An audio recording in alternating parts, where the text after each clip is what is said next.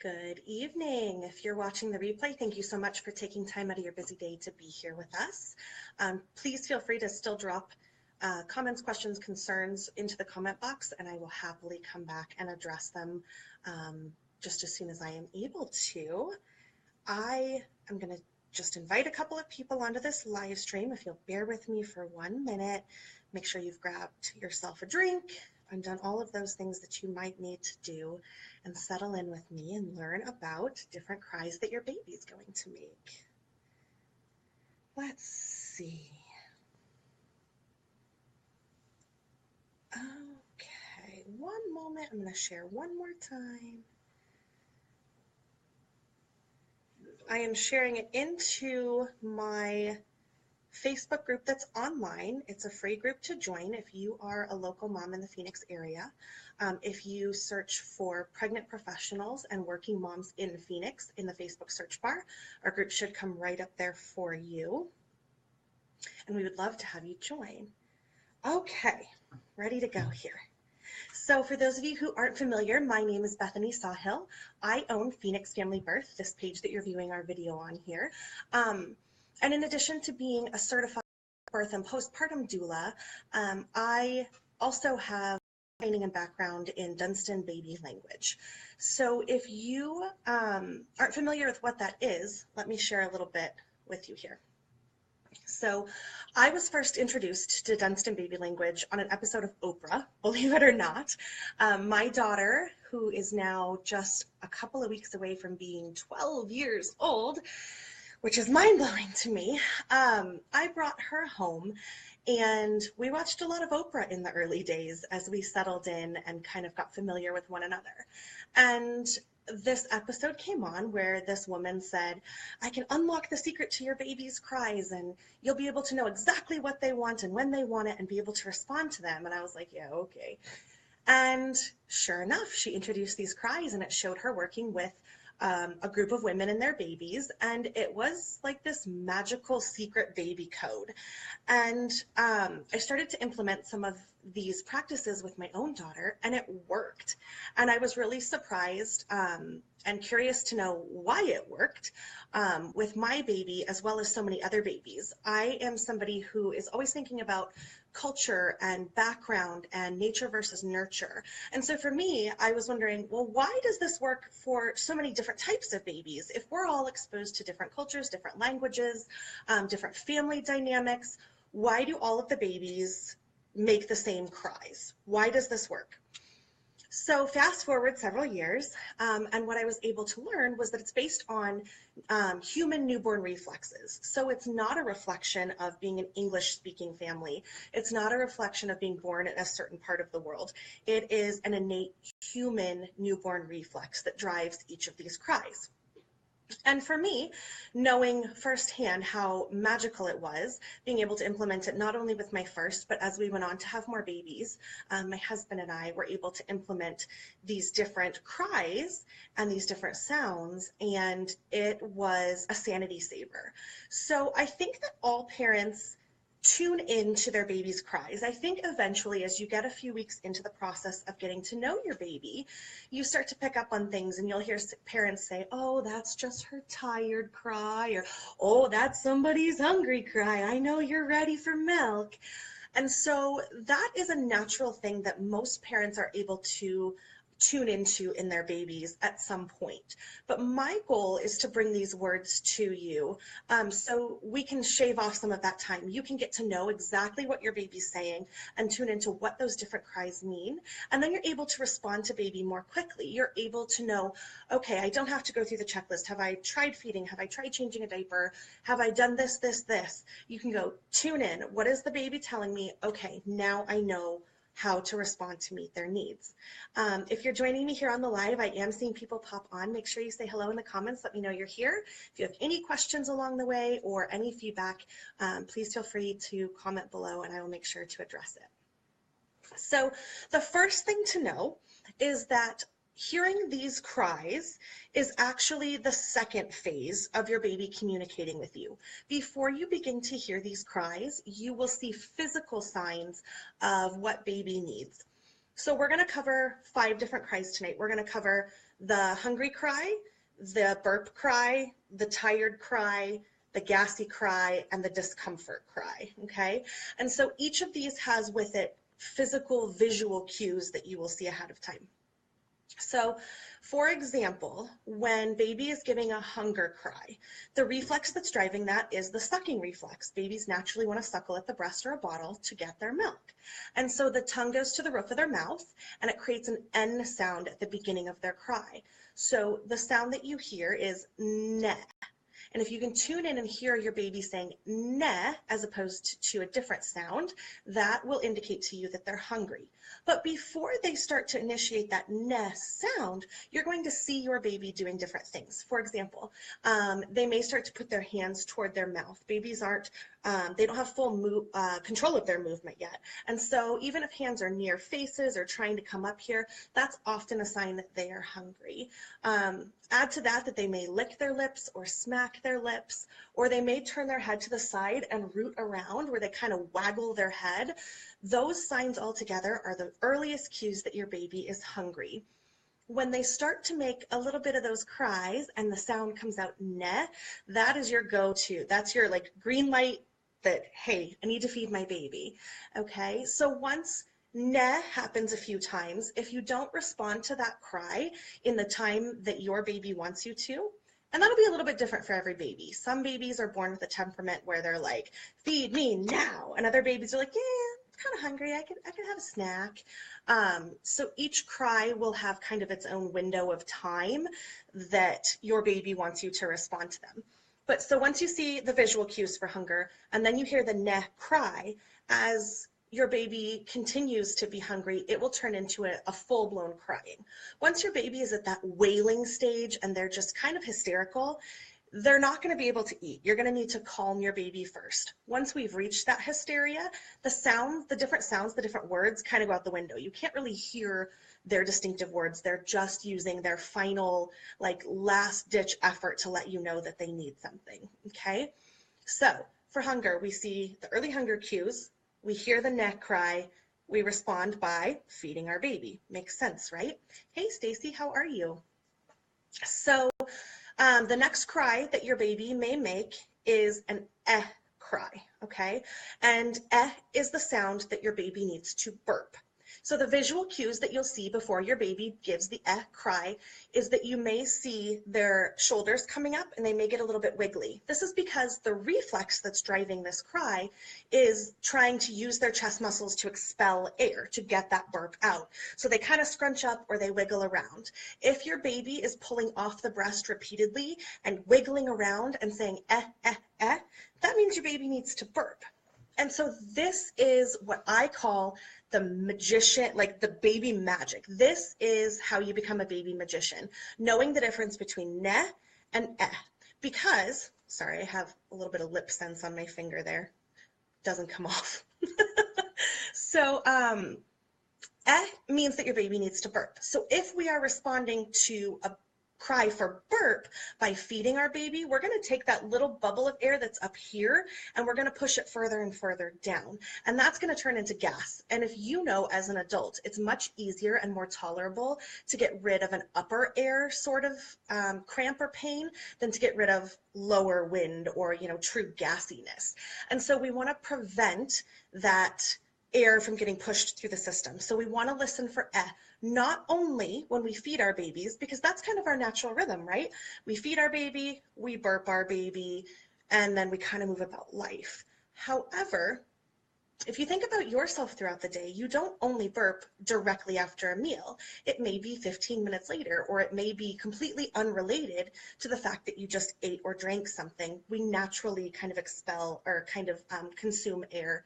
Consume's not the right word, but I think you know what I mean. We take in air and it can become upper pain. And so just like you burp throughout the day whenever it's necessary, if we tune into our baby saying which is I need to burp, and we burp them at those times, we can prevent air getting pushed down through their system. Lots of babies are naturally much more gassy in the evening hours, and that can contribute to things like the witching hour or evening colic. And so by using the cry and burping our babies more frequently through the day, we can help to alleviate some of that from turning into gas later, okay? Hey Lee, hey Abby. I know the last few days Facebook has been really glitchy with live streaming and comments are not showing up real time. So if you've commented, I apologize, it's not showing it to me yet, but once I wrap up, I can come back and respond to that. Okay, so neh is I'm hungry, is I need to burp. Now, you'll hear a difference in your baby. Most babies who are saying neh, it's more of a long, drawn-out cry, like neh, like they're letting you know this is a thing. Whereas with it tends to be shorter bursts. Mark calls it, my husband, who's our co-owner here at Phoenix Family Birth, he calls it the machine gun cry, because most babies will say and it kind of just repeats itself in short bursts. And so hearing the differences in that cadence of crying can help you tune in a little bit too. If only there was a magic trick for my toddler during the witching hour. That I don't have an answer to for you, but if anyone else does, I would love to hear it, because those toddlers at that time of day can be brutal. Okay, so we've net and The next cry we're going to cover is air. And air, the visual cues are that your baby's face is going to scrunch up, it's going to turn red, their whole body's going to tighten up, because air is a sign of gas, okay? That's usually the one that parents tune into first. If they don't have this background knowledge of these 5 words, most parents immediately can tell, oh my gosh, my kid is trying to poop, okay? So gas and poop is that air cry. Now, there's lots of things you can do to help with gas, and they range from different types of massage techniques to bicycling the legs to supplements like gripe water, or there's the simethicone gas drops. So there's lots of different options to relieve gas. And one of the things that we do in our 3-2-1 baby class is as we teach you each of these words, we have you practice ways to respond. So when we go through the neh cry, we teach how to feed your baby, breastfeed, prepare a bottle, those kinds of things. When we teach we practice lots of different ways to burp your baby and how neh and play off of one another, and how knowing if you only knew those 2 cries out of anything else, you could have a much, much happier baby and a baby who is likely to sleep better for you throughout the night. When we do air, we teach you different massage techniques and ways to alleviate gas in your baby, because like I said, as an adult, getting gas out is so much harder than other types of like indigestion type pain. So we want to help our babies to move that through as quickly as possible. Hey, Bethany, good to see you. The 4th cry that we're going to cover tonight is the ow cry. And ow is a sign of, or ow is the message that I'm tired or I'm overstimulated. So the visual cues that go along with ow are that if your baby's feeling overstimulated, where they were making good eye contact with you and seemed very engaged and alert, they may start to look away, or they may start to kind of have those longer blinks. They may try to turn their whole body away from you as a sign that, you know, I've got too much going on here. I'm ready to check out a little bit. If it's tiredness that they're ready to go to sleep, you may notice some redness or rims around their eyes. They may rub their eyes. Some babies rub their nose instead. So those are the visual things that you'll see first as the very earliest signs that your baby is tired. If you possibly can, act on those cues. Act right away, because that's going to be where your baby is naturally getting a little burst of melatonin and saying, okay, my body is biologically ready to sleep. If, however, we miss that cue, or we're in some sort of situation where we can't lay baby down right away, then what we can do, or what may happen, is we may wait for that ow cry. Now, ow is driven by the yawning reflex. So what we're looking for here is not, or what we're listening for is not necessarily the closed whoop part of that sound. In lots of babies, it comes out like an aw sound. What we're looking for is the rounded mouth, like a yawn, as opposed to the neh, we're looking for the tongue at the roof of the mouth, and it tends to be a little bit more like a wide closed mouth, and with ah or ow, the mouths tend to be very circular, okay?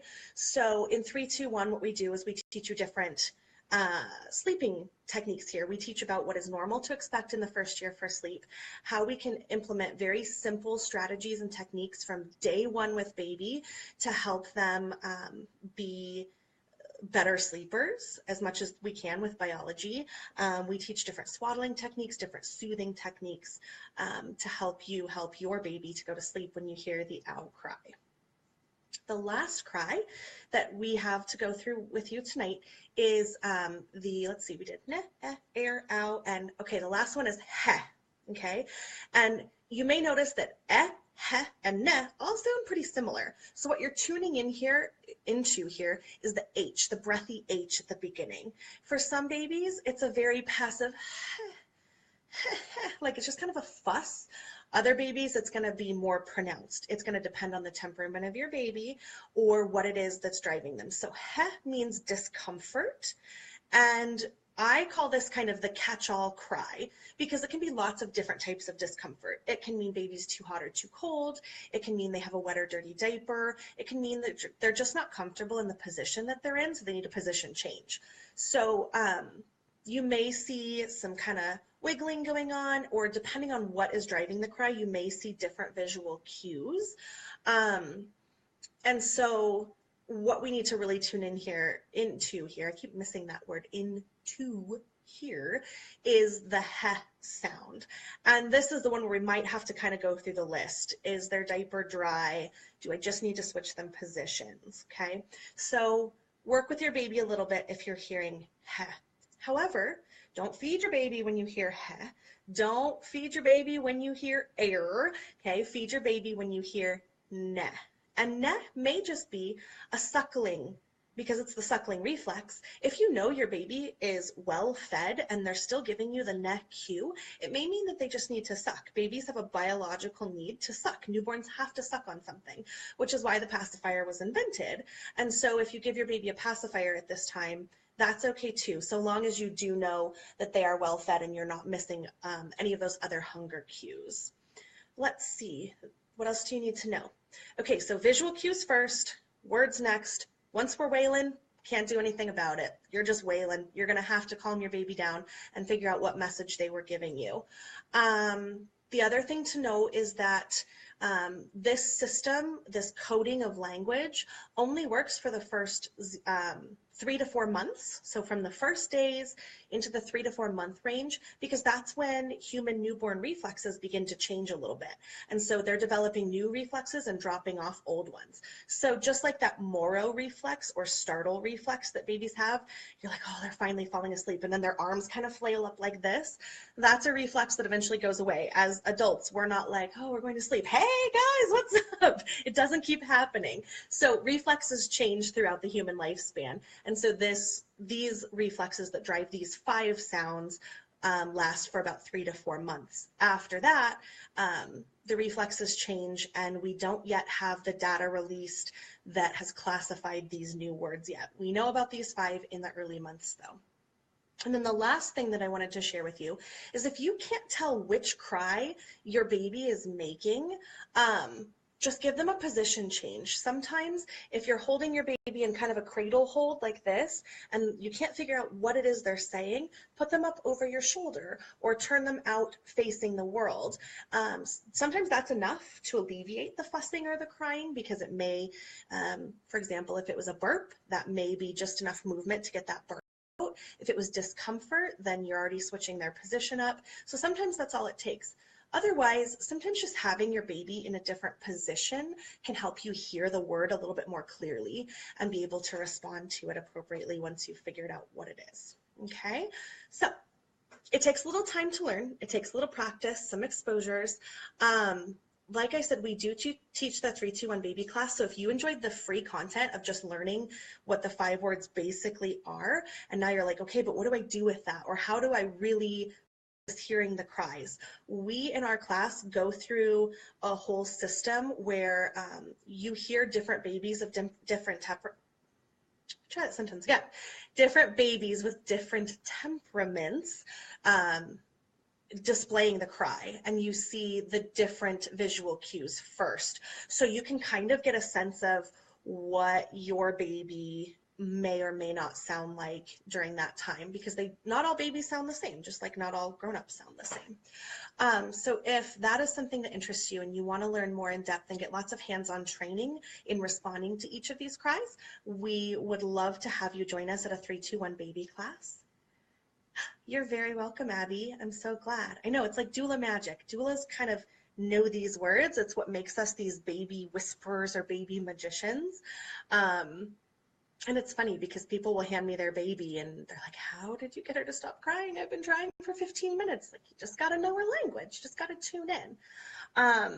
So that's what I have for you tonight, the 5 baby words. If you have any questions about them, or you want more information, feel free to contact us. You can message us here at the page, drop a comment, or email info@phoenixfamilybirth.com, and we would love to continue to share these secrets with you and take out some of the stress and kind of early challenges of that newborn parenting phase. All right, y'all, have a wonderful weekend, and I will see you soon. Bye.